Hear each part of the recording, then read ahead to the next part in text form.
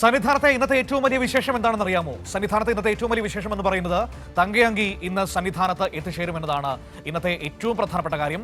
പമ്പയിൽ നിന്നും ശരംകുത്തിയിൽ എത്തിച്ചേരുന്ന ഘോഷയാത്രയെ ദേവസ്വം ഉദ്യോഗസ്ഥർ ചേർന്നാണ് സ്വീകരിക്കുക. തങ്കയങ്കി ചാർത്തിയുള്ള ദീപാരാധന ഇന്ന് വൈകിട്ട് നടക്കും. ഇന്ന് അയ്യപ്പന്മാരുടെ ഏറ്റവും വലിയ കാഴ്ച എന്ന് പറയുന്നത് തങ്കയങ്കി ചാർത്തിയിട്ടുള്ള ആ ദീപാരാധന തന്നെയാണ്. വിവരങ്ങളുമായി സുജു ടി ബാബു നമ്മളോടൊപ്പം ചേരുകയാണ് സന്നിധാനത്ത്. നോക്കാം എന്തൊക്കെയാണ് ഇന്ന് ശബരിമലയിലെ ഏറ്റവും മനോഹരമായ വിശേഷങ്ങളെന്ന്. Suju, good morning. ഇന്ന് സന്നിധാനത്തെ ഏറ്റവും വലിയ കാഴ്ച എന്ന് പറയുന്നത് തങ്കയങ്കി ചാർത്തിയുള്ള അയ്യപ്പന്റെ ദീപാരാധനയാണ്. എപ്പോഴാണ് തങ്കയങ്കി ഘോഷയാത്ര സന്നിധാനത്തേക്ക് എത്തുക? സ്വീകരിക്കുന്നതിനുള്ള നടപടികൾ എന്തൊക്കെയാണ്? മറ്റു കാര്യങ്ങൾ എന്താണ്?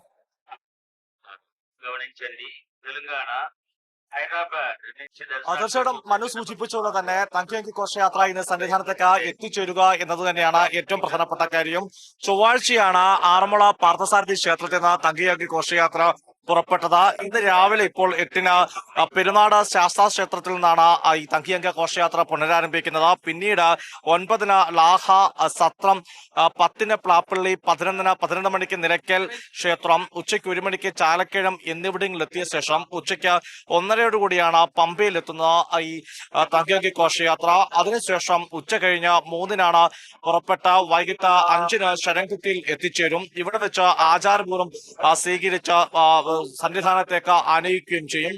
18-ാം പടി കയറി സോപാനത്തെത്തുമ്പോൾ തന്ത്രിയും മേൽശാന്തിയും ചേർന്ന് ഏറ്റുവാങ്ങും. പിന്നീട് അയ്യപ്പ വിഗ്രഹത്തിൽ തങ്കയങ്കി ചാർത്തി 6:30 ദീപാരാധന നടക്കുക. നാളെയാണ് ഏറ്റവും പ്രധാനപ്പെട്ട ദിനം, മണ്ഡല പൂജ. നാളെ 11 മണിക്ക് മുമ്പായാണ് മണ്ഡല പൂജ നടക്കുക. ഇതിനായിട്ടുള്ള എല്ലാ ഒരുക്കങ്ങളും ഇതിനോടൊപ്പം തന്നെ പൂർത്തിയാവുകയും ചെയ്തിരിക്കുകയാണ്.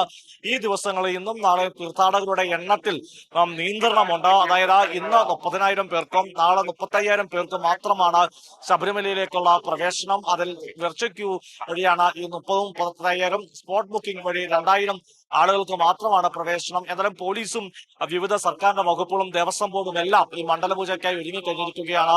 ഇന്ന് വൈകിട്ട് 6:00 തങ്കയങ്കി ചാർത്തിയുള്ള ദീപാരാധനയാണ്. തിരുവിതാംകൂർ മഹാരാജാവാണ് ഈ തങ്കയങ്കി ശബരിമലയ്ക്ക് ചാർത്തിയതും. 6:30 തങ്കയങ്കി ദീപാരാധന നടത്തുകയും ചെയ്യും. മനു.